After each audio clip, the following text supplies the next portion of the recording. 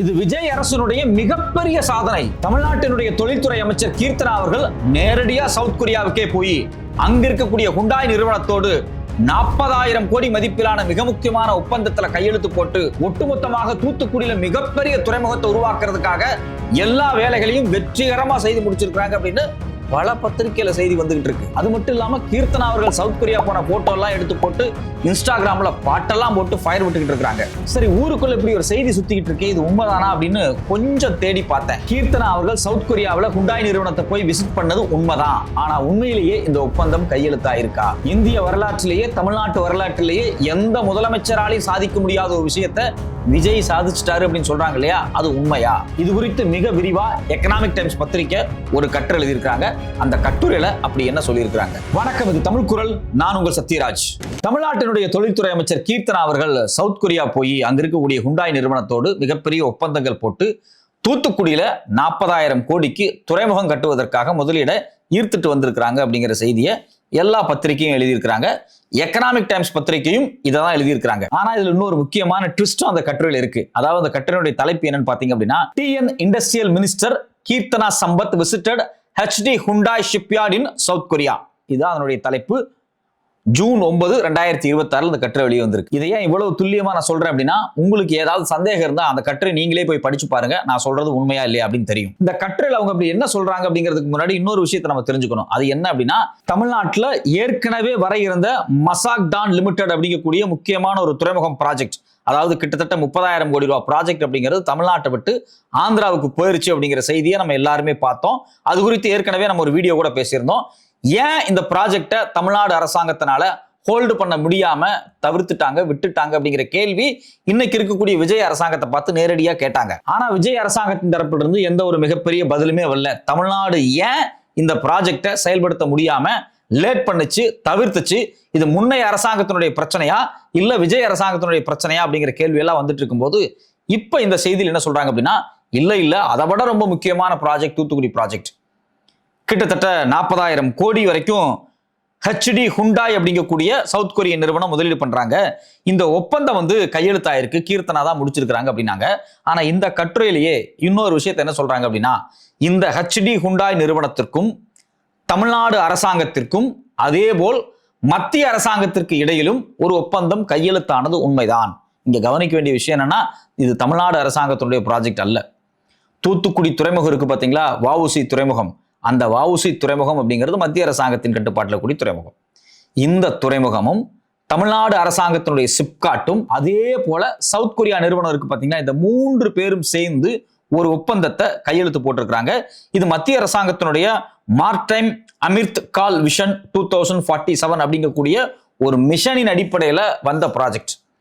இந்த ப்ராஜெக்ட் எப்ப கையெழுத்தாயிருக்கு அப்படின்னா, செப்டம்பர் 7, 2025 இது கையெழுத்தாயிருக்கு மதுரையில வச்சு. செப்டம்பர் 7, 2025 தமிழ்நாட்டினுடைய முதலமைச்சர் யாரு? திரு மு.க. ஸ்டாலின் அவர்கள்.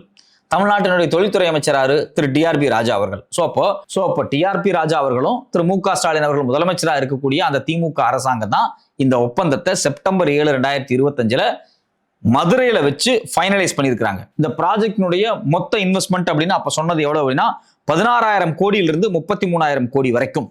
அதாவது சவுத் கொரியாவினுடைய உல்சான் ஷிப் பில்டிங் அப்படிங்கக்கூடிய ஒரு முக்கியமான துறைமுகம் இருக்கு பாத்தீங்களா, அதே போல செகண்ட் உல்சான் அப்படிங்கக்கூடிய இந்த தூத்துக்குடியை மாத்த போறோம் அப்படின்னு எல்லாம் பேசினாங்க. அதாவது சவுத் கொரியாவினுடைய மிகப்பெரிய துறைமுகம், உலகத்துல அதிகமான பொருட்களை ஏற்றி இறக்கக்கூடிய முக்கியமான இடமா இருக்கக்கூடியதான் இந்த உல்சான். அதே போல உடனே நாங்க உருவாக்க போறோம் தூத்துக்குடியில அப்படின்னு சொல்லி HD ஹுண்டாய் நிறுவனம் பாத்தீங்களா, அவங்க ஒரு ஒப்புதல் கொடுக்குறாங்க. எப்பன்னா செப்டம்பர் 7, 2025. அதுக்கு பிறகு MOU ப்ராப்பரா எப்ப சைன் ஆகுது அப்படின்னா, டிசம்பர் 26, 2025. டிசம்பர் 26, 2025 யார்? தமிழ்நாட்டோட முதலமைச்சர் திரு மு.க. ஸ்டாலின் அவர்கள். தமிழ்நாட்டினுடைய தொழில்துறை அமைச்சர் DRP ராஜா அவர்கள். அது உங்களுக்கே தெரியும், நல்ல விஷயம். சரி, ஓகே, ரைட்டு. MOU டிசம்பர்லயே கையெழுத்தாயிருக்கு, ரைட்டு. இந்த ப்ராஜெக்டினுடைய அடுத்த கட்ட நடவடிக்கையான இந்த பங்குகளை பிரிக்கிறதுக்கு பாத்தீங்களா, யார் யார் எவ்வளவு முதலீடு பண்ணோம் அப்படின்னு, இது 50% முதலீடு. இது எப்ப ஃபைனலைஸ் ஆகுது அப்படின்னா, 2026 ஜனவரியில ஃபைனலைஸ் ஆகுது. சோ அப்ப இந்த ஒப்பந்தம் கடந்த 2025 செப்டம்பர்ல துவங்கி ஆல்மோஸ்ட் ஜனவரி 2026 இதனுடைய ஃபைனல் ஸ்ட்ரக்சர் முடியுது. சரி, இப்படி ஒரு ஒப்பந்தத்தை நம்ம நடைமுறைக்கு கொண்டு வரலாம் அப்படின்னு டிசம்பர்லயே கையெழுத்து போட்டாங்க பாத்தீங்களா, அந்த கையெழுத்தை அரசு அதிகாரிகளால், அதாவது கொரியாவினுடைய அதிகாரிகள், அதே போல இந்தியாவினுடைய அதாவது மத்திய அரசாங்கத்தினுடைய அதிகாரிகள் ஒட்டுமொத்தமாக ஒன்று சேர்ந்து நின்று கையெழுத்து போட்டு ஃபைனலைஸ் பண்ணது எப்பன்னா 20 ஏப்ரல் 2026. நான் சொல்றது உங்களுக்கு பொய்ன்னு தோணுச்சு அப்படின்னா இந்த எக்கனாமிக் டைம்ஸ் பத்திரிகையில் இருக்கக்கூடிய செய்தியும் படிச்சு பாருங்க. அது மட்டும் இல்லாம இந்த ஒப்பந்தம் கையெழுத்து எங்க நடக்குது? டெல்லியில் நடக்குது. டெல்லியில மத்திய அரசாங்கம் இருக்காங்க பாத்தீங்களா, திரு மோடி அரசாங்கம், அவங்களுடைய பிரஸ் பியூரோ, அவங்களுடைய பத்திரிகை செய்திக்காக ஒரு தனி டிபார்ட்மெண்ட் இருக்கு இல்லையா, அவங்க வெளியிட்டிருக்கக்கூடிய செய்தியை நான் அட்டாச் பண்ணியிருக்கிறேன். அதையும் நீங்க போய் பாருங்க. இது எக்ஸாக்டா இந்த ட்ரை பார்ட்டி அக்ரிமெண்ட் அப்படிங்கிறது 20 ஏப்ரல் 2026 கையெழுத்தாயிருக்கு அப்படின்னு ஆதாரத்தோடு, புகைப்படத்தோடு, ஆவணத்தோடு வெளியிட்டு இருக்காங்க. இது ஒரு ட்ரை பார்ட்டி மெமரண்டம் அப்படின்னு ரொம்ப ரொம்ப ரொம்ப தெளிவா சொல்லியிருக்காங்க. ட்ரை பார்ட்டி மெமரண்டம் அப்படின்னா 3 பேர் இதுல நேரடியா சம்பந்தப்பட்டிருக்காங்க இந்த ஒப்பந்தத்தில் அப்படிங்கிறாங்க. இது ஏதோ தமிழ்நாட்டுக்கும் சவுத் கொரியாவுக்கும் நடந்த கையெழுத்து கிடையாது. முதல்ல பாத்தீங்க அப்படின்னா HD Korea ship building and offshore engineering அப்படிங்கக்கூடிய நிறுவனம் தான் ரொம்ப ரொம்ப முக்கியமான நிறுவனம் இந்த ஒப்பந்தத்துல. இந்த நிறுவனம் சவுத் கொரியாவினுடைய நிறுவனம். இதனுடைய பேரண்ட் நிறுவனம் யாருன்னு பாத்தீங்கன்னா HD ஹுண்டாய் ஹெவி இண்டஸ்ட்ரீஸ். அப்போ ஹுண்டாய் ஹெவி இண்டஸ்ட்ரீஸ் நிறுவனத்தினுடைய ஒரு ஹோல்டிங் கம்பெனி தான் இந்த கம்பெனி. இந்த கம்பெனியும் அதாவது HD கொரியா ஷிப் பில்டிங்கும் national ship building and heavy industries package Tamil Nadu, அதாவது தமிழ்நாட்டில் இருக்கக்கூடிய தூத்துக்குடி வஉசி போர்ட் அத்தாரிட்டி இருக்கு பாத்தீங்களா, வஉசி துறைமுகம், அதுக்கும் இதுக்கும் இடையில ஒரு ஸ்பெஷல் பர்பஸ் வெஹிக்கிள் அப்படின்னு சொல்லுவாங்க. ஒவ்வொரு ப்ராஜெக்ட்டுக்கும் தனித்தனியாக உருவாக்கப்படக்கூடிய ஒரு கட்டமைப்பு, அந்த ஸ்பெஷல் பர்பஸ் வெஹிக்கிள் தான் national ship building and heavy industries park Tamil Nadu. இதுக்கு ரெண்டுக்கும் இடையில ஒரு ஒப்பந்தம் கையெழுத்தாகுது. இதனோடு சேர்த்து யார் வர்றாங்க அப்படின்னு பாத்தீங்கன்னா சிப்காட், தமிழ்நாட்டினுடைய அரசு நிறுவனமா இருக்கக்கூடிய சிப்காட். இந்த சிப்காட்டோடு சேர்த்து இன்னொரு பினான்சியல் நிறுவனம் உள்ள வர்றாங்க, சாகர்மலா பினான்ஸ் கார்பரேஷன். அப்போ இது ஒரு ட்ரை பார்ட்டி அக்ரிமெண்ட். ஃபோர்த்தா இன்னொரு பார்ட்டி உள்ள வர்றாங்க, அவங்க பினான்ஸ் கொடுக்கறதுக்காக உள்ள வர்றாங்க. அப்ப இது யாருக்கு இடையில கையெழுத்தாகுது அப்படின்னா முதல்ல ஹுண்டாய் நிறுவனத்தினுடைய ஹோல்டிங் கம்பெனியான Korea ship building and offshore engineering அப்படிங்கக்கூடிய ஒரு நிறுவனம். இன்னொன்னு மத்திய அரசாங்கத்தினுடைய கட்டுப்பாட்டில் இருக்கக்கூடிய தூத்துக்குடி துறைமுகம் இருக்கு பாத்தீங்களா, அந்த துறைமுகத்தினுடைய ஸ்பெஷல் பர்பஸ் வெஹிக்கிள் அப்படிங்கக்கூடிய அமைப்பான national building and heavy industries park Tamil Nadu. மூணாவது தமிழ்நாட்டு அரசனுடைய சிப்காட். அப்ப இந்த 3 பேரும் சேர்ந்து கடந்த செப்டம்பர், டிசம்பர், ஜனவரி, இந்த ஏப்ரல் 20 ஃபைனலைஸ் ஆகுது. இந்த 4 கட்ட பேச்சுவார்த்தையினூடாக இந்த ப்ராஜெக்டை ஃபைனலைஸ் பண்ணியிருக்கிறாங்க. திரு விஜய் அவர்கள் மே 10ஆம் தேதி தான் முதலமைச்சர் ஆகிறாரு. அதுக்கு பிறகு ஒரு வாரம் கழிச்சு தான் கீர்த்தனா அவர்கள் தமிழ்நாட்டினுடைய தொழில்துறை அமைச்சராக வர்றாங்க. அதாவது மே மிட்ல தான் வர்றாங்க. ஆனா அது ஏப்ரல் 20 கையெழுத்து ஆயிடுச்சு.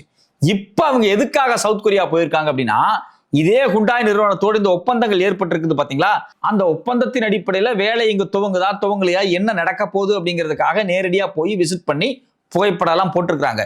ரொம்ப முக்கியமான விஷயம் என்ன அப்படின்னா கீர்த்தனா சவுத் கொரியா போனது, ஹுண்டாய் நிறுவனத்துல போட்டோ எல்லாம் எடுத்துக்கிட்டது, அவங்களோட நடத்த பேச்சுவார்த்தை, இதெல்லாம் உண்மைதான். இது எல்லா செய்தியிலையும் வந்திருக்கு. ஆனா இந்த ப்ராஜெக்ட் அப்படிங்கிறது மோடி அரசாங்கமும் திரு ஸ்டாலின் அரசாங்கமும் 2025 செப்டம்பர்ல ஃபைனலைஸ் பண்ண ஒரு MOU. அது சைன் ஆனது ஏப்ரல் 20, 2026. ஆனா இவங்க என்னடானா நியூஸ் பேப்பர்ல போட்டு பயங்கரமா ஃபயர் விட்டுக்கிட்டு இருக்காங்க அப்படின்னா பாருங்க, ஒரு ப்ராஜெக்ட் தமிழ்நாட்டை விட்டு ஆந்திராவுக்கு போயிருச்சு, அடுத்த ப்ராஜெக்ட் சவுத் கொரியா ப்ராஜெக்ட் கிட்டத்தட்ட 40,000 கோடி, 30,000 கோடி தமிழ்நாட்டை விட்டு போயிடுச்சுன்னு எல்லாரும் பதறாங்க. 40,000 கோடியை போய் தூக்கிட்டு வந்துட்டாங்க கீர்த்தனா அவர்கள் அப்படின்னு பயங்கரமா ஃபயர் விட்டு எழுதிட்டு இருக்காங்க. நாம என்ன கேட்கிறோம்னா தயவு செஞ்சு போய் பேசாதீங்க. மோடி அரசாங்கம் செஞ்சதுன்னா மோடி அரசாங்கம் சொல்லுங்க, ஸ்டாலின் அரசாங்கம் செஞ்சா ஸ்டாலின் அரசாங்கம் சொல்லுங்க. அவங்க செஞ்ச வேலையை தொடர்ச்சியாக கைவிடாம பத்திரமா நாங்க செஞ்சுட்டு இருக்கிறோம் அப்படிங்கறத நீங்க சொல்லுங்க. அது நியாயமான விஷயம். இது எல்லா அரசாங்கம் இப்படிதான் பண்ணும். ஏற்கனவே பல அரசாங்கங்கள் அவங்க உறுதிப்படுத்திட்டு போயிருப்பாங்க. அடுத்த அரசாங்கம் அதை பின்பற்றி அதை செய்வாங்க. இதுதான் நடைமுறை. ஆனா இவங்க என்ன பண்றாங்க அப்படின்னா இந்த நடைமுறையா சொல்லாம நாங்க தான் இதை உருவாக்குறோம். இது வரைக்கும் பாருங்க, தூத்துக்குடியில ஒரு 40,000 கோடிக்கு மிகப்பெரிய துறைமுக நகரத்தை உருவாக்கி இருக்க முடியுமா? நாங்க தான் செய்யறோம் அப்படின்னு சொல்லி பயங்கரமா பெருமை பேசுறாங்க. இதுல இன்னொரு முக்கியமான விஷயம் என்ன அப்படின்னா இந்த விஜய் அரசாங்கத்தினுடைய மினிஸ்டர் தூத்துக்குடியிலேயே நேரா நின்றுகிட்ட சொல்றாங்கன்னா தூத்துக்குடியை நாங்க ஒரு மிகப்பெரிய துறைமுக நகரமா மாத்த போறோம். அது ஏற்கனவே துறைமுக நகரம் தான், நீங்கெல்லாம் ஒண்ணும் மாத்த வேண்டாம். ஏற்கனவே காலங்காலமா அங்க துறைமுகங்கள் இருந்துகிட்டு தான் இருக்கு. வஉ சிதம்பரம் பேர்லயே அங்க மிகப்பெரிய துறைமுகம் இருக்கு. அது மட்டும் இல்லாம புதுசா ஹுண்டாய் நிறுவனத்தினுடைய துறைமுகமும் கடந்த 2025 செப்டம்பர்லயே வர்றதுக்காக கையெழுத்தாயிருச்சு. அவங்க வந்து முதலீடு பண்ணி கன்ஸ்ட்ரக்ஷனை துவங்க போறாங்க.